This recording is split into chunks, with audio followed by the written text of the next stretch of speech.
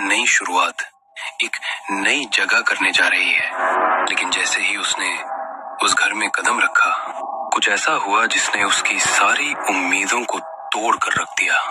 चलिए जानते हैं कि उसकी किस्मत में क्या लिखा हुआ था। कमरे से लगातार चमेली के फूलों की महक आ रही थी और उससे रुचिका बहुत बेचैनी सी महसूस कर रही थी। वो कई बार कमरे में घूमकर पूरा कमरा चेक कर चुकी थी, लेकिन चमेली के फूल उसे अपने कमरे में कहीं नजर नहीं आ रहे थे। अचानक ही उसके कमरे का दरवाजा जोरदार आवाज के साथ बंद हो जाता है, जिससे रुचिका चौंक जाती है। रुचिका जाकर दरवाजा खोलकर कमरे से बाहर झांक कर देखती है। तभी भर लॉबी का बल्ब भी टूटकर नीचे गिर पड़ता है और रुचिका को अचानक तेज ठंडक का एहसास होने लगता है। उसके बाल हवा में उड़ रहे थे और कानों में एक अजीब सी अस्पष्ट गुनगुनाहट सुनाई दे रही थी। रुचिका को महसूस होता है जैसे कोई भारी भरकम सा हाथ अभी अभी उसके होठों को छूकर गुजरा है। रुचिका का डर से रोम रोम कांप उठा था। वो चीख कर अपनी माँ की ओर भागती है तो देखती है उसकी माँ रसोई में कुछ पका रही है। रुचिका दौड़कर अपनी माँ से लिपट जाती है। माँ कुछ तो है यहाँ। मैंने अभी अभी महसूस किया है। मैंने आपसे एक बात छुपाई है माँ। वो कल शाम को मैं आपको बताए बिना उस मजार पर गई थी। रुचिका ने अपनी आंखें कसकर बंद कर रखी थी और वो लगातार माँ को कल शाम हुई घटना के बारे में बता रही थी। अचानक ही रुचिका के कानों में एक आवाज सुनाई पड़ती है। पीछे रुचिका की माँ खड़ी हुई उसे आवाज लगा रही थी। रुचिका, क्या हुआ है तुझे? रसोई में अकेली खड़ी क्या बड़बड़ा रही है? रुचिका आंखें खोलकर देखती है। उसकी माँ रसोई के दरवाजे पर खड़ी उसका नाम लेकर उसे पुकार रही थी। वो घबराकर पलटकर अपने आसपास देखती है। उसके पास इस समय कोई भी नहीं था। अगर माँ वहाँ खड़ी है तो मैं अभी तक जिससे लिपटकर बातें कर रही थी वो कौन थी? माँ, आप वहाँ कैसे पहुँच गईं? अभी तो मेरे पास खड़ी थी ना। अरे, तेरा दिमाग तो ठिकाने पर है ना? मैं तो अपने कमरे में गई थी। मेरे कपड़ों पर तेल गिर गया था तो कपड़े बदल रही थी। फिर मुझे रसोई से तेरे सिसकने की आवाज आई। यहाँ आकर देखा तो तू अकेले में न जाने क्या बड़बड़ा रही थी। रुचिका का सर चकराने लगा था। उसे कुछ समझ नहीं आ रहा था कि उसके साथ घट रही इन घटनाओं का आखिर क्या मतलब था। रुचिका के साथ हो रही इस घटना को समझने के लिए हमें कहानी को शुरू से देखना होगा। चंडीगढ़ से कुछ दूर बसा था एक गाँव, कचनापुर। शहर के कोलाहल से दूर मनीष ने इस गांव में एक टुकड़ा जमीन लिया था। मनीष के लिए ये जमीन एक समझदारी भरा फैसला था। वो अपनी पत्नी बीना और 2 बच्चों के साथ आंखों में एक नए घर का सपना लिए उस सूनी पड़ी जमीन पर पहुंचा। लेकिन वो सपना बनाने की शुरुआत ही एक अशुभ नजर से हुई। बीना की नजर उस जमीन के बाजू में झाड़ियों में छुपी एक पुरानी टूटी मजार पर टिकी। इतनी दूर, इतनी सुनसान जगह और ये मजार? मनीष, ये सही नहीं लग रहा। अरे बीना, शहर के अंदर तो महंगी जमीन लेना मेरे बस की बात नहीं। ये जगह सस्ती है और मजार है तो क्या हुआ? अच्छा है, लोगों की आवाजाही लगी रहेगी। ये जगह शहर से थोड़ा बाहर जरूर है, लेकिन सुनसान बिल्कुल नहीं है। दिन रात मोटर गाड़ियां दौड़ती है सामने की सड़क से। और वैसे भी हमारा घर बनेगा तो देखा देखी एक एक करके आसपास खुद ब खुद लोग बसने लगेंगे। तुम फिक्र मत करो। इतने में हल्की हवा चलती है और एक झोंका बीना की गर्दन पर महसूस होता है। वो पलट कर देखती है लेकिन उसे वहाँ कोई दिखाई नहीं देता। अरे नहीं माँ, वो देखिए, मजार के अंदर से तो तेज चमेली की खुशबू आ रही है। लगता है अभी अभी कोई आया है। फूल और चादर चढ़ाकर गया होगा शायद। इसका मतलब है ये मजार वीरान नहीं है। फिर चिंता कैसी? बीना की बेचैनी हर शब्द में झलक रही थी, लेकिन मनीष या तो समझ नहीं पा रहा था या फिर समझना नहीं चाहता था। उसने वही जमीन फाइनल कर दी और जल्द ही घर बनवाने का काम शुरू हो गया। 6 महीने की मेहनत के बाद घर तैयार था। मनीष, बीना, रुचिका और रूहान वहां शिफ्ट हो गए।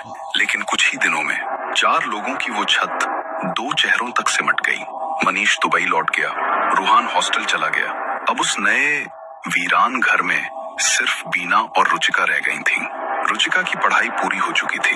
इन दिनों वो घर पर खाली रहती थी और धीरे धीरे अकेलापन उसकी आदत बनता जा रहा था। शाम के करीब 7 बज रहे थे। सूरज की गर्मी अब शीतल पड़ चुकी थी। रुचिका छत पर आ गई। खुले बाल, गुलाब की तेज खुशबू वाला इत्र और आंखों में गहरा काजल लगाए वो छत पर टहल रही थी। तभी अचानक उसे चमेली के फूलों की तेज सुगंध महसूस होने लगी। रुचिका ने अपनी छत से चारों ओर नजर घुमाई तो तकरीबन 100 मीटर की दूरी पर बनी मजार की टूटी दीवार के उस पार से उसे हल्का सा धुआं उठता दिखाई दिया। लगता है मजार पर कोई फूल और अगरबत्ती लगाकर गया है, तभी इतनी तेज महक आ रही है। अब उसका ध्यान बार बार उसी मजार की तरफ जाने लगा था। वो चाहकर भी खुद को रोक नहीं पा रही थी। कुछ देर बाद अचानक ही रुचिका छत से नीचे उतरी और मजार की ओर अपने कदम बढ़ा दिए। जब से वो इस मकान में शिफ्ट हुए थे, ये पहली बार था जब रुचिका ने मजार को अंदर से देखने का मन बनाया था। वो मजार के पास पहुंची और एक टूटी हुई दीवार पर बैठ गई। आसपास कोई दिखाई नहीं दे रहा था, लेकिन मजार पर चमेली के फूलों की चादर और अगरबत्तियां जलती हुई नजर आ रही थी। लगता है अभी कुछ देर पहले ही कोई यहाँ पर ये सब रख कर गया है। कितना सुकून है यहाँ। इतनी शांति आजकल कहाँ मिलती है। मेरा तो दिल करता है मैं यही रह जाऊं। वैसे ये अच्छा आइडिया है। मैं शाम को यहाँ आया करूंगी, लेकिन माँ से नजर बचाकर, क्योंकि अगर माँ ने मुझे यहाँ देख लिया तो कयामत आ जाएगी। रुचिका मजार को देखकर अपने आप से बातें कर रही थी। कुछ देर वो वहां बैठी रही, फिर तन्हाई में कुछ गुनगुनाने लगी। जैसे ही उसके होठों से सुर निकले, माहौल कुछ अजीब सा बदलने लगा। अगले ही पल एक ठंडी हवा का झोंका उसे छूकर गुजरा। रुचिका चौंक गई और चारों ओर देखने लगी। अभी तक शांत पड़ा मौसम अचानक करवट लेने लगा और उसी के साथ एक जोरदार आंधी चल पड़ी। चारों तरफ सिर्फ धूल उड़ने लगी और उसी में रुचिका का गुलाबी दुपट्टा उड़कर मजार पर लिपट गया। रुचिका ने आंखें बंद कर ली, आंधी के रुकने का इंतजार करते हुए। कुछ देर बाद जब हवा थमी, उसने आंखें खोली तो देखा उसका दुपट्टा अब भी फूलों की चादर के ऊपर पड़ा हुआ था। वो घबराकर दौड़ी, अपना दुपट्टा उठाया, उसे सीने से लगाया और घर की ओर भाग पड़ी। उसे पता ही नहीं चला कि दुपट्टे में उलझे कुछ चमेली के फूल अब उसके साथ उसके कमरे तक आ गए हैं। घर लौटने के बाद रुचिका को अपना शरीर बहुत भारी लगने लगा।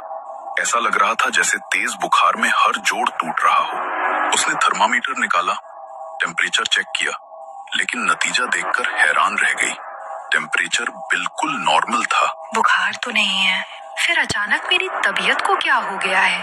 पूरा शरीर बोझ की तरह लग रहा है, हिलने का भी मन नहीं हो रहा। और मैंने तो आज रोज वाला परफ्यूम लगाया था, फिर मेरे कमरे से चमेली की महक क्यों आ रही है? रुचिका बिस्तर पर बैठी ये सब सोच ही रही थी कि तभी बीना की आवाज आई। अरे रुचिका, दिन छिपने को है, इस समय कहाँ चली गई थी? यहाँ आसपास कुछ है भी तो नहीं, ऐसे अकेले में मत निकला कर बेटा। तुम्हारे पापा भी ना पता नहीं क्या सोचकर हमें इस जंगल में बसा गए। माँ, क्यों गुस्सा करती हो? ये जगह उतनी बुरी भी नहीं है। कितना सुकून सा महसूस होता है यहाँ पर। रुचिका अभी मजार के बारे में बताने वाली थी कि तभी उसे याद आया कि अगर उसने माँ को बताया कि वो अकेली उस पुरानी मजार पर गई थी तो जरूर उसे डांट खाने को मिलेगी। इसलिए वो चुपचाप बात बदल दी है। माँ के हाथ का स्वादिष्ट सांभर और चावल खाने के बाद रुचिका को अपनी पलकें बहुत भारी महसूस हो रही थी। क्या बात है रुचिका, तबीयत ठीक नहीं है क्या तेरी? और तू बैठे बैठे झपकियां ले रही है। नींद आ रही है तो जाकर सो जा बेटा। हाँ माँ, मैं भी यही सोच रही हूँ, थोड़ा आराम कर लेती हूँ। तबीयत ठीक नहीं लग रही, आंखें खोलने की भी ताकत नहीं है ऐसा लग रहा है। रुचिका अपने कमरे में चली गई। बिस्तर पर लेटते ही कुछ ही पलों में वो गहरी नींद में डूब गई। आधी रात का समय था, कमरे में सन्नाटा पसरा था। रुचिका गहरी नींद में थी, तभी उसके चेहरे के भाव बदलने लगे। वो करवटें बदलने लगी, होठों से कराहटें निकलने लगी। ऐसा लग रहा था मानो किसी अदृश्य शक्ति ने उसके शरीर को अपने कब्जे में कर लिया हो। वो बिस्तर पर छटपटा रही थी, उसकी सांसें भारी हो चुकी थी। कुछ देर बाद अचानक सब शांत हो गया। सुबह जब रुचिका की आंख खुली, उसका पूरा शरीर दर्द से अकड़ रहा था। शरीर पर जगह जगह नीले निशान उभर आए थे, जैसे किसी ने उसे बेदर्दी से पीटा हो। लेकिन सबसे हैरान कर देने वाली बात ये थी रुचिका उस कमरे में बिल्कुल अकेली थी। न पिछली रात कोई अंदर आया, न कोई बाहर गया। तो फिर आधी रात के बाद उसका शरीर इस तरह जख्मी कैसे हो गया? पूरे 10 घंटे की नींद के बाद भी रुचिका को अपना शरीर बेहद भारी लग रहा था। आंखें खोलने की भी हिम्मत नहीं बची थी। नहा लेती हूँ, थोड़ा फ्रेश फील होगा। समझ नहीं आ रहा इतनी नींद क्यों आ रही है मुझे। बाथरूम में नहाते हुए उसकी नजर आईने पर गई। उसके शरीर पर जगह जगह लाल और नीले निशान पड़े हुए थे। हे भगवान, ये कैसे निशान है? क्या करूं? माँ को कैसे बताऊं? और अगर माँ ने मुझे गलत समझ लिया तो? रुचिका एक अजीब सी उधेड़ बुन में फंसी हुई थी। नहाने के बाद उसने जल्दी से कपड़े बदले और कमरे से बाहर आई। माँ कहाँ हो आप? पता नहीं क्या हो रहा है मुझे। तबीयत बिल्कुल ठीक नहीं लग रही। अरे बेटा, क्या हो गया तुझे? डॉक्टर के पास चले क्या? माँ, अपने हाथ की चाय पिला दो ना, उसी से ठीक हो जाऊंगी। डॉक्टर की जरूरत नहीं है। रुचिका अपने कमरे में जाकर फिर से बिस्तर पर बैठ गई। थोड़ी देर बाद माँ चाय लेकर उसके कमरे में आई। रुचिका, तेरे कमरे में इतना अंधेरा क्यों है बेटा? पता नहीं माँ, कैसे बल्ब फ्यूज हो गया। सुबह उठते ही नया बल्ब लगाया था, लेकिन वो भी फूटकर नीचे गिर गया है। अच्छा, बड़ी अजीब बात है। ऐसे अंधेरे में कैसे रहेगी तू? चल मेरे कमरे में बैठ जा। अभी बाजार जाऊंगी ना तो नया बल्ब ले आऊंगी। आप क्यों चिंता करती है? और वैसे भी अब कौन सी मुझे पढ़ाई करनी रहती है। एक बात बता, ये कैसी महक आ रही है तेरे कमरे से?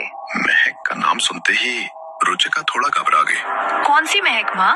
कैसी बातें कर रही हो आप? मुझे तो कुछ नहीं महसूस हो रहा। आप कुछ अच्छा सा खाने को बना दो ना प्लीज। बेटी की बात सुनकर बीना चुपचाप कमरे से बाहर चली जाती है।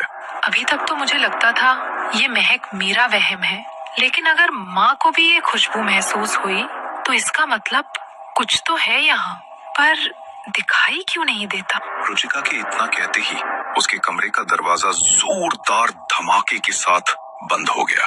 वो घबराकर जल्दी से दरवाजे की ओर बढ़ी। उसने हैंडल पकड़ा और उसे खोल दिया। जैसे ही उसने बाहर झांक कर देखा, लॉबी का बल्ब भी टूटकर नीचे गिर पड़ा था। उसके साथ ही एक तेज ठंडक पूरे कमरे में फैल गई। उसके बाल अब हवा में उड़ रहे थे और कानों में एक अजीब सी अस्पष्ट गुनगुनाहट गूंज रही थी। रुचिका को अचानक महसूस हुआ जैसे कोई भारी भरकम सा हाथ उसके होंठों को छूकर गुजर गया हो। वो कांप उठी, चेहरे पर डर साफ झलक रहा था। वो दौड़ती हुई रसोई में गई और माँ से लिपट गई। माँ कुछ तो है यहाँ। मैंने अभी महसूस किया है। मैंने आपसे एक बात छुपाई है माँ। वो कल शाम को मैं आपको बताए बिना उस बाजार पर गई थी। रुचिका, क्या हुआ है तुझे? रसोई में अकेली खड़ी क्या बड़बड़ा रही है? रुचिका आंखें खोलकर देखती है। उसकी माँ रसोई के दरवाजे पर खड़ी उसका नाम लेकर उसे पुकार रही थी। रुचिका घबराकर अपने आसपास देखती है। उसके पास इस समय कोई भी नहीं था। रुचिका की आंखों के आगे अंधेरा छा जाता है और वो चकराकर नीचे गिर पड़ती है। आखिर क्या राज है रुचिका के साथ घट रही इन घटनाओं के पीछे? घर के पीछे बनी हुई उस पुरानी खंडहर हो चुकी मजार का राज आखिर है क्या? क्या रुचिका ये समझ पाएगी कि जो कुछ भी उसने अभी महसूस किया वो सिर्फ एक शुरुआत भर है? आने वाले समय में अभी उसे बहुत कुछ देखना बाकी है। कहानी आगे क्या मोड़ लेगी, जानने के लिए बने रहिए कहानी के अगले भाग में।